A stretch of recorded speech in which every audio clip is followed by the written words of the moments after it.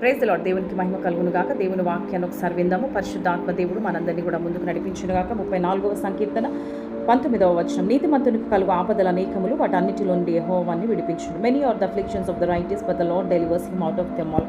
దేవునికి స్తోత్రం కలుగును గాక. చాలా మంది అనుకుంటారు, నాకెందుకు ఈ బాధ, నాకెందుకు ఈ కష్టం, నాకెందుకు ఈ వేదన, నాకెందుకు ఈ శ్రమలు, నాకెందుకు ఈ ఆర్థిక ఇబ్బందులు, నాకెందుకు ఇంత అనారోగ్యం అని చెప్పి చాలామంది మరి ఈ యొక్క డౌట్లతోటే మరి కాలం గడుపుతూ ఉంటారు. నీతిమంతుడు అనగా దేవుని బిడ్డలు, పవిత్రంగా ఉండే బిడ్డలు, పరిశుద్ధంగా ఉండే బిడ్డలు, దేవుని వాక్యాన్ని పాటించే బిడ్డలు, మరి ఈ లోక సంబంధం కాకుండా ఎక్కువగా దేవునిలో గడిపే బిడ్డలు.